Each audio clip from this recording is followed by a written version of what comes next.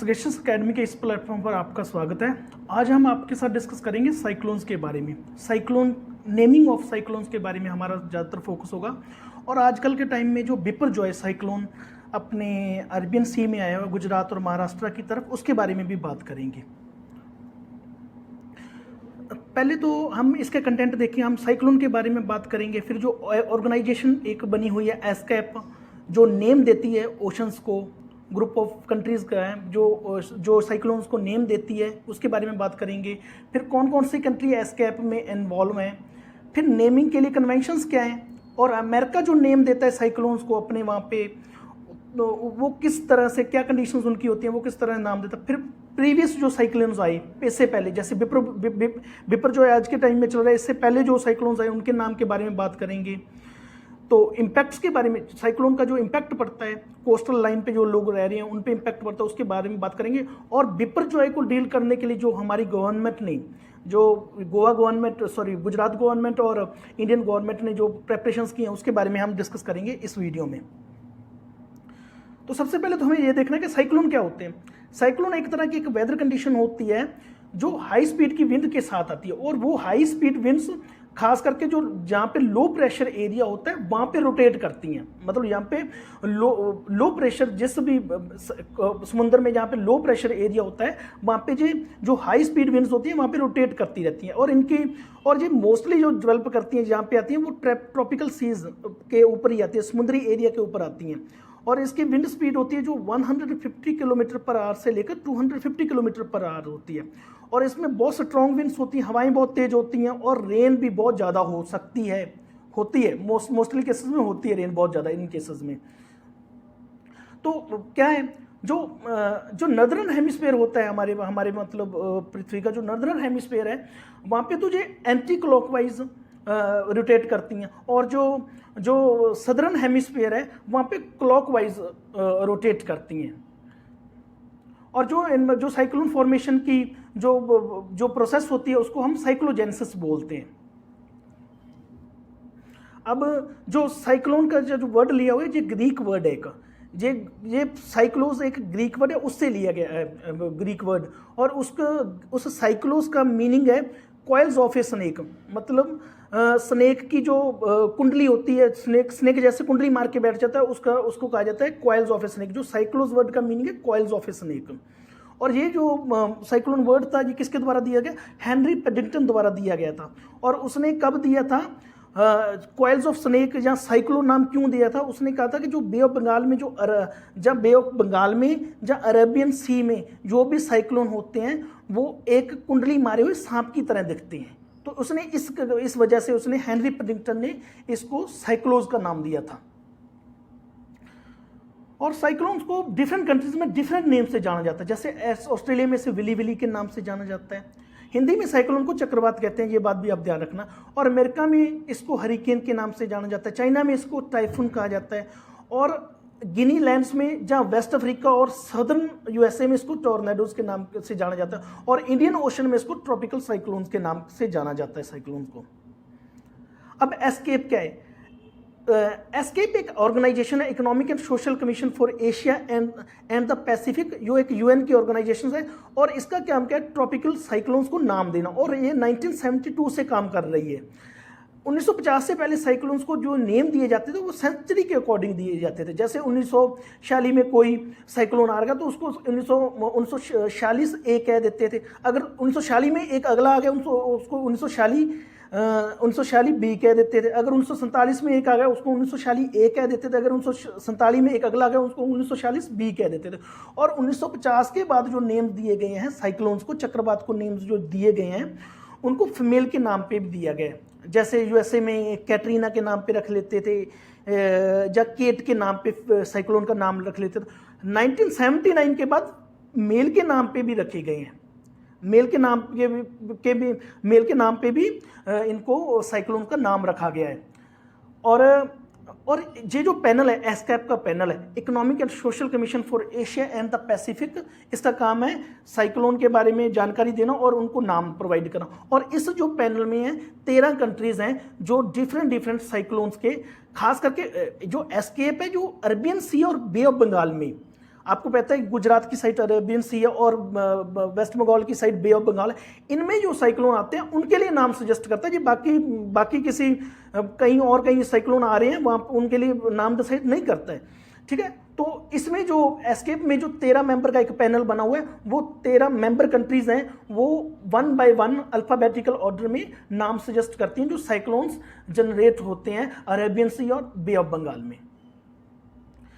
तो ये कौन कौन से एस्केप में कौन सी मेंबर कंट्रीज जो नाम सजेस्ट करते हैं, जैसे India, Bangladesh, Iran, Myanmar, Maldives, Oman, Pakistan, Qatar, Saudi Arabia, Sri Lanka, Thailand, United Arab Emirates and Yemen. ये 13 कंट्रीज हैं जो अल्फाबेटिकल ऑर्डर में जब उनका नंबर आता है, जैसे बांग्लादेश का सबसे पहले आता है तो बांग्लादेश नाम सजेस्ट करता है। आने वाला जैसे अब इसके बाद आई आएगा, आई अल्फाबेट पे इंडिया करेगा, जैसे तेज नाम का एक साइक्लोन आने वाला है, इसके बाद बिपरजॉय के बाद उसका नाम सजेस्ट इंडिया करेगा। तो जो प्रोसेस है जो 2004 से स्टार्ट हुई है इनका नाम देने की, अल्फाबेटिकल ऑर्डर से जिस कंट्री का नाम आएगा अल्फाबेटिकल ऑर्डर से वो कंट्री ही नाम देगी। बांग्लादेश को, जैसे कि बांग्लादेश बी पहले आता, बांग्लादेश को सबसे पहले चांस मिला था किसी साइक्लोन का नाम देने का। इसने ओनिल नाम दिया था फर्स्ट टाइम 2004 में, जिसका ओनिल का मतलब होता है विंड। और अब ये इनकी कन्वेंशंस क्या होगी, किस तरह के आप नाम दे दोगे, कंट्री जो होगी, जो ये 13 कंट्रीज हैं उनकी कन्वेंशन क्या होती है, कंडीशंस क्या होगी, किस तरह के वो नाम दे सकते हैं और किस तरह के नाम वो नहीं दे सकते हैं। ऐसा नाम आप किसी भी साइक्लोन को नहीं दे सकते जो किसी ग्रुप ऑफ पीपल या इंडिविजुअल के सेंटिमेंट्स को हर्ट करे। फिर आप किसी पॉलिटिकल पर्सनैलिटी से रिलेटेड नाम नहीं दे सकते हो। फिर आप किसी रिलीजन से एसोसिएटेड नाम नहीं दे सकते हो।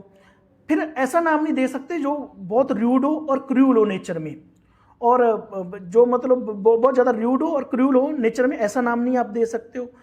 फिर जो नाम होना चाहिए वो छोटा होना चाहिए और वो इजी टू प्रोनाउंस होना, जैसे हम बात करें बिपरजॉय बोलने में आसान है, तेज बोलने में आसान है, तो इस तरह के आप नाम दे रहे हैं। आप टफ नाम नहीं दे सकते जिसको प्रोनाउंस करने में प्रॉब्लम हो। और जो आप नाम दोगे, जो कंट्री नाम देगी, वो उनकी परमिटेड लेंथ कितनी होगी, सिर्फ 8 लेटर्स होंगे। 8 लेटर्स से बड़ा आप नाम नहीं दे सकते हो। और जो पैनल होता है, एस्केप का जो पैनल होता है, उसके पास एक राइट होता है कि वो नेम जो कंट्रीज द्वारा प्रोवाइड किए उनको रिजेक्ट कर सकता है। अब अमेरिका कैसे नाम देता है, पहले तो बताया कि सेकेंड वर्ल्ड वॉर जब चल रहा था, वीमेन के नाम पे अमेरिका साइक्लोन के नाम देता था। फिर अमेरिका द्वारा एक लिस्ट तैयार की जाती है, 21 नेम्स उसमें दिए जाते हैं। हर साल ये लिस्ट अमेरिका द्वारा तैयार की और वो 21 नेम्स 1 बाय 1 साइक्लोन्स को दिए जाते हैं। अब यहाँ पे 21 बोला है, मतलब जितने भी हमने अल्फ़ाबेटिकल ऑर्डर हैं ABC में, उसके हिसाब से देते हैं जी। बस ये QUKYL के नाम से कोई भी साइक्लोन को नाम नहीं दे सकते। बाकी जो 21 लेटर्स बचे हैं उनके नाम पे साइक्लोन को नाम दिया जा सकता है, उनके फर्स्ट अल्फ़ाबेट से साइक्लोन को नाम दिया जा सकता है। जो हम बात करेंगे जो प्रीवियस साइक्लोन्स आए, देखो इससे पहले मोचा भी आया था जिसका नाम यमन ने दिया था। इसके पीछे भी बहुत सारे साइक्लोन, उनकी बात करेंगे। वो किस साइड में आए थे, वो अरेबियन सी में आए जहाँ वो बे ऑफ बंगाल में आए थे, तो हम वो देखेंगे। और उनका नाम किसने दिया था, जैसे हम साइक्लोन ओखी की बात करते हैं जो नवंबर 2017 में आया था, और इसका ओखी नाम दिया गया था बांग्लादेश द्वारा। और ओखी का मतलब बंगाली लैंग्वेज में होता है आई। और उसके बाद जो साइक्लोन फानी आया था वो भी बांग्लादेश द्वारा नाम दिया गया था। और फानी का मीन होता है हुड ऑफ स्नेक, मतलब स्नेक का जो फन होता है।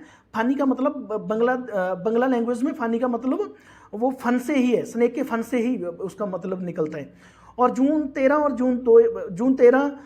2019 में साइक्लोन वायु आया था। इसका नाम हिंदी संस्कृत से लिया गया और ये नाम इंडिया ने दिया था, वायु। और ये जो साइक्लोन आया था, वायु साइक्लोन, ये भी गुजरात कोस्ट पे आया था, जो अभी जो जैसे बिपरजॉय गुजरात कोस्ट पे आया हुआ था। और वायु का मतलब विंड होता है, हवा होता है, आप सबको पता होगा। फिर एक साइक्लोन टोटे आया था। टोटे साइक्लोन म्यांमार में आया था, और टोटे साइक्लोन का नाम दिया गया था म्यांमार द्वारा। और इसमें टोटे का मतलब होता है हाईली वोकल लिजर्ड। लिजर्ड एक शिपली की तरह होती है जो बहुत बोलने में जिसकी पिच बहुत हाई होती है बोलने की, लिजर्ड, उसके नाम पे दिया गया था। टोटे म्यांमार ने दिया था। फिर साइक्लोन असानी आया था जिसका नाम श्रीलंका द्वारा दिया गया था। और सिनहाली का मतलब सॉरी साइक्लोन आसानी का मतलब सिनहाली लैंग्वेज में रैत होता, रैत का मतलब गुस्सा, प्रकोप।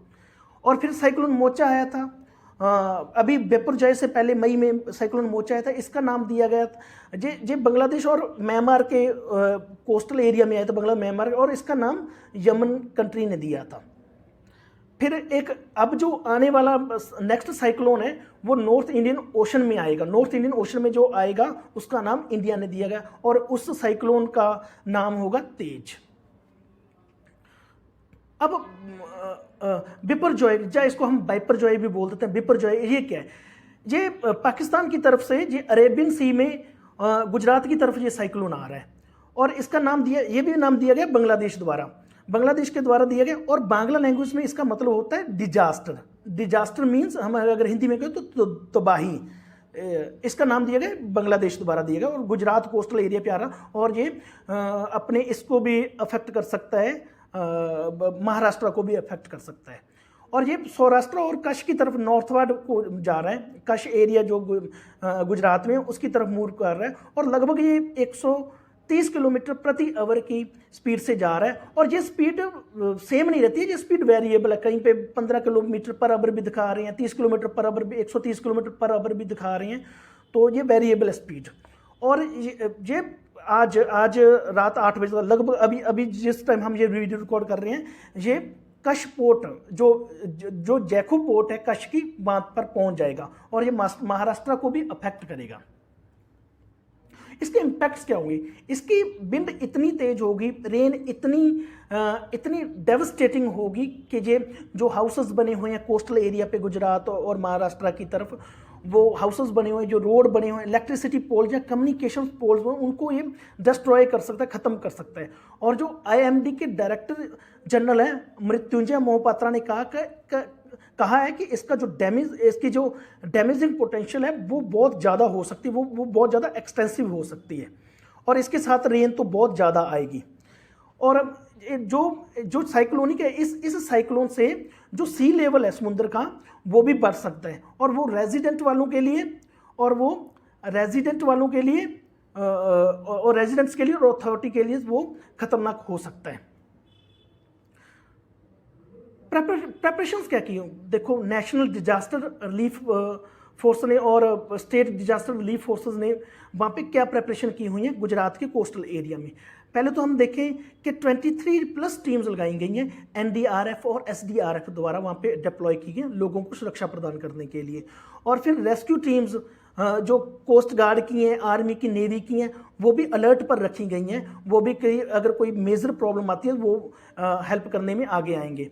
फिर गुजरात के कई रीजन्स में IPC का सेक्शन 144 लगा दिया गया है, ताकि लोग वहाँ पे ज़्यादा से ज़्यादा लोग कोस्टल एरिया में इकट्ठे ना हों।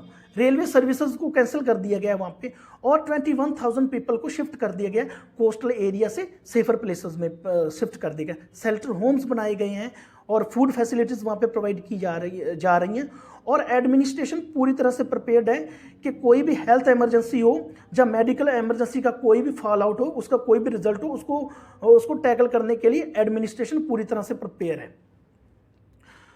तो ये था हमारा साइक्लोन बिपरजॉय के बारे में हमने पढ़ा, और इन साइक्लोन्स को नेम डिफरेंट कंट्रीज द्वारा कैसे दिया जाता है। Thanks for watching us.